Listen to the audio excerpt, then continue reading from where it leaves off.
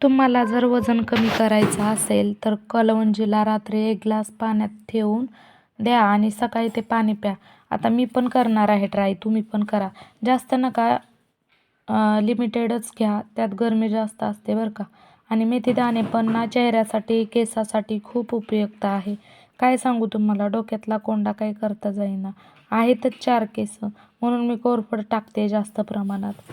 आणि कढीपत्ता हा जेवणात वापरल्या पण आणि आरोग्यासाठी खूप फायद्यासाठी चांगला आणि केसाला पण खूप भारी रिझल्ट येतो. आणि कांद्याने केस गळणे बंद, नवीन केस येतील, केस लवकर वाढतील. तर त्यासाठी मी तुम्हाला असं तेल बनवून देणार आहे, जे की घरी साहित्य असतेच. ज्यांनी नाही त्यांनी घेऊन या दुकानातून, कळलं का.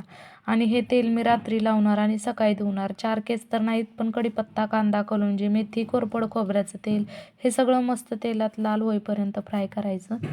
आणि तुम्हाला जर प्रत्येक साहित्याची माहिती हवी असेल तर तुम्हाला कमेंट बॉक्समध्ये बघायला भेटेल. आणि लाईक, सबस्क्राईब नक्की करा. आणि हा मी त्यातनं एरंडा तेल पण वापरलं आणि तुम्ही स्किप करू शकता नसेल तर.